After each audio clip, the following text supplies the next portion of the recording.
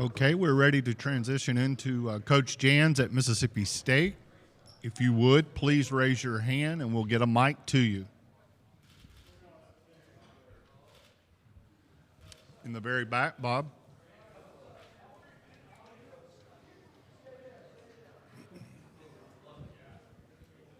You're getting your steps in. That's good. Yeah.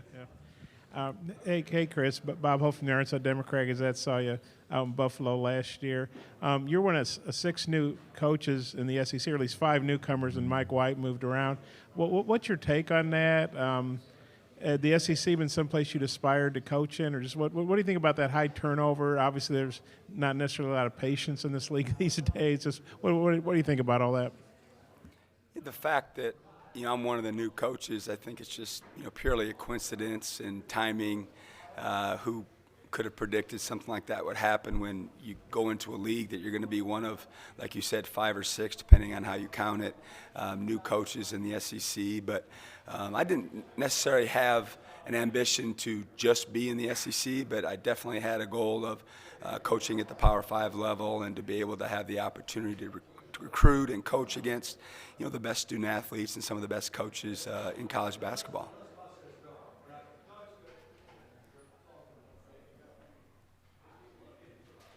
In the very back. Coach Scotty Bordelon with Whole Hog Sports in Arkansas. Like Bob said, covered the Arkansas-New Mexico State game in Buffalo. Just coming into the SEC now, I guess just what, and having played one of Eric's teams, just what are the challenges that facing one of his teams presents your own team? Yeah, it didn't take long to bring up a bad memory, that's for sure. Yeah, it was a heck of a college basketball game. If you like low-scoring games, you really enjoyed it. But it was a rock fight, and going in, it was going to be a tough challenge for us. They just had so much length and athleticism, and obviously very well coached and knew who they were. And it's one of those things that, to be honest with you, I still haven't watched the game. I will at some point, hopefully before the season starts, and those days are ticking. I've been saying that for a while, but we had our chances, we had our opportunities, but they kept, fending us off, if you will, and then in the end, made a bunch of free throws down the stretch. I think they missed one all game long, and did an excellent job of figuring out a way to win. And obviously, they kept the momentum going for a few rounds in the rest of the tournament.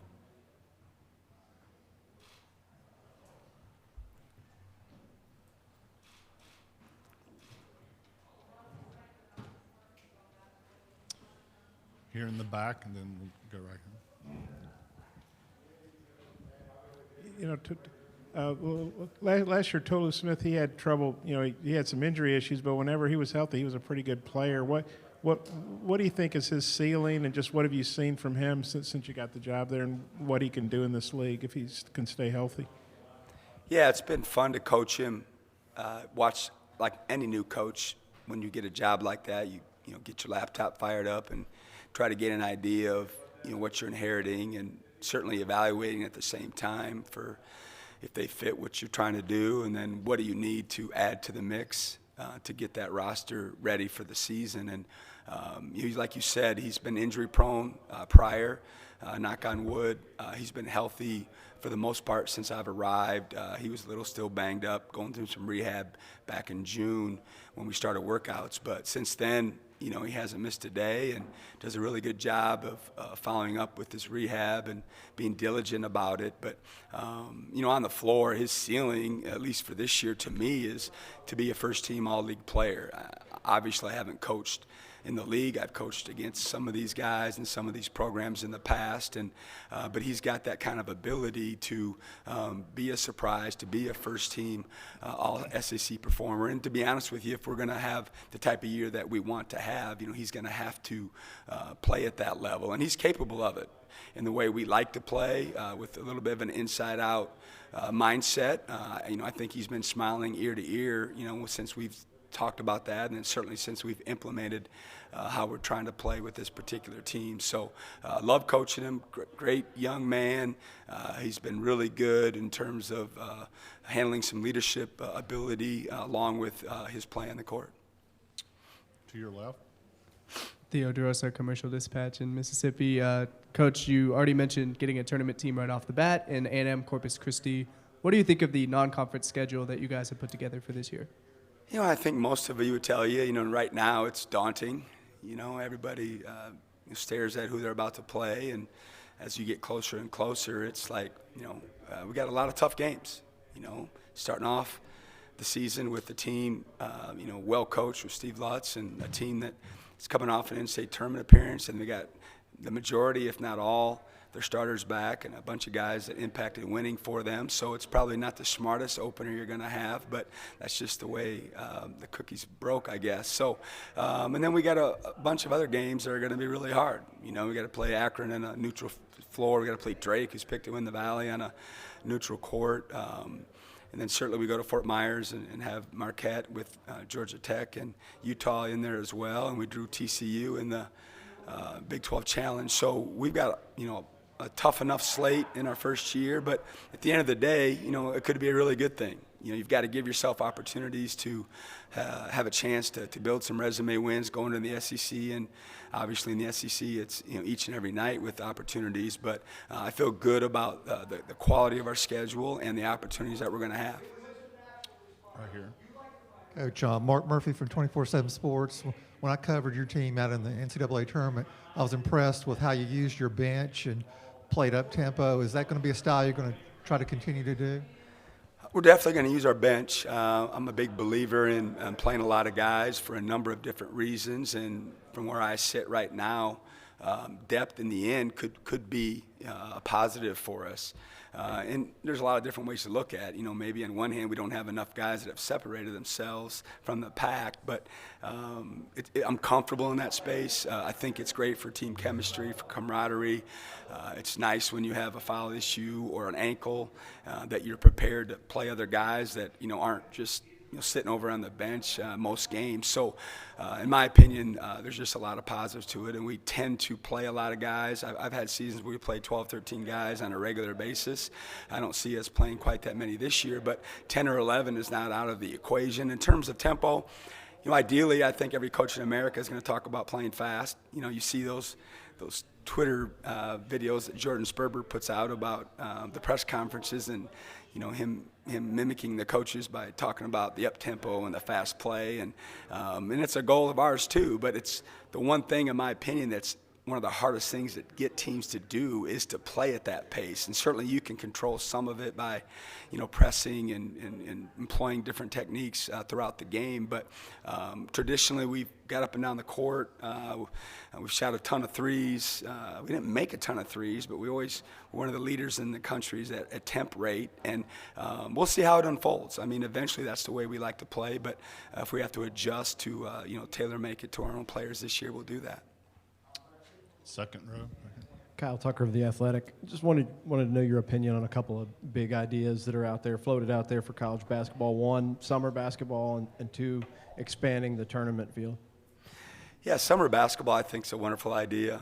It's something that Coach Cal brought up in the Destin meetings, and I'm not saying he was the impetus, but I don't know anyone else that's ever brought it up. And it's gotten some traction. It's gotten some legs. I think other people are talking about it, and there's a vacuum out there that I think would just raise the level of awareness of college basketball. And if us coaches are willing, to make some sacrifices and think outside the box and let our guys play against, SEC teams or whatever the format they end up doing, I could only enhance the game. And to be honest with you, in the last 5-10 years, when they've opened up the access that we have with our guys now compared to what it used to be with, just lifting and running and playing pickup, and now we get coach and teach, it gets old for them. They need a little breakup. They need something to look forward to. So I think if we were able to figure all that out, and I'm definitely not one of the guys that's smart enough to do that, and we had some sort of format that allowed our guys to play some games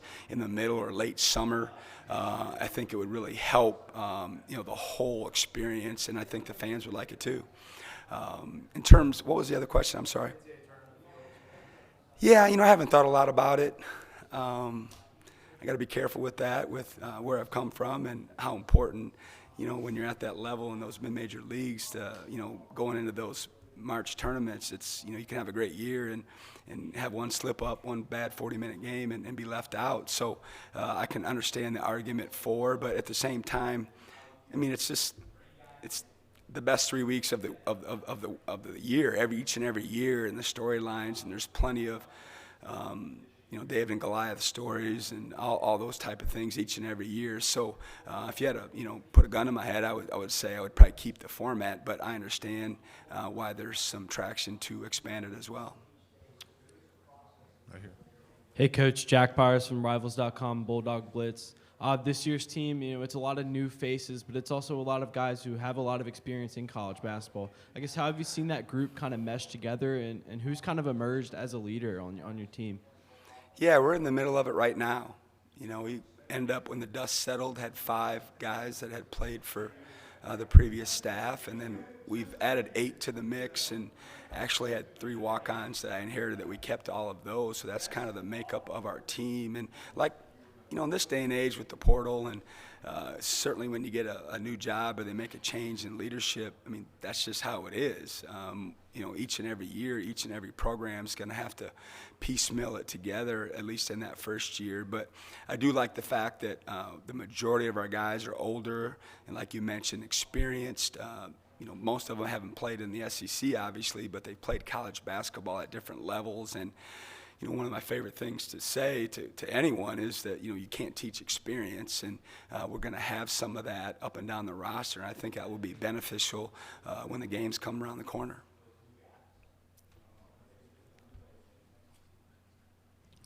In the back.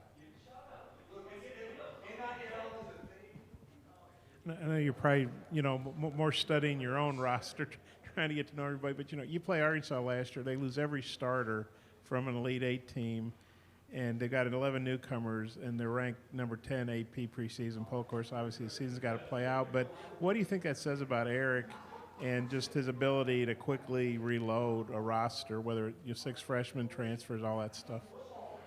Yeah, I mean, he's taken that program and made it his own and done it his way. He did it at Nevada and had a lot of success with recruiting and transfers specifically. And, he's taken that blueprint over to Arkansas, and he's been one of the better college basketball teams, since they've been here each and every year. And I think it speaks volumes to him and his staff for their ability to attract players that want to play for him and their style and that university. And,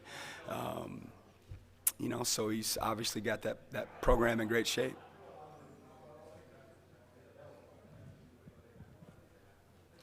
Deshaun Davis earned some rave reviews this summer from players. What have you seen from him since he came over?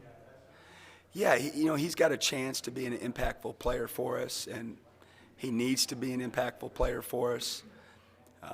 We knew him when he was in junior college, and then he played at Oregon State and had some success individually over there. And he's right now, he's battling to be our starting point guard, and he's certainly going to play a ton of minutes, regardless if he starts or not. But he needs to be kind of our head of the snake, if you will. And he's got a lot of tools. He's big, strong for his position.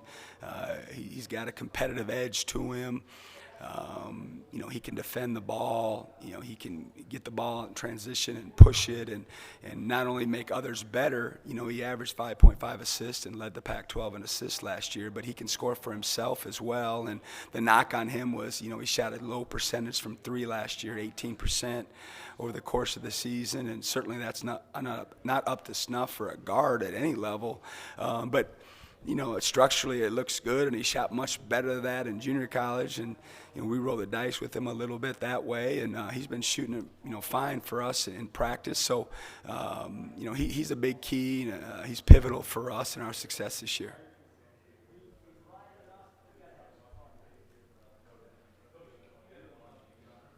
Any more questions?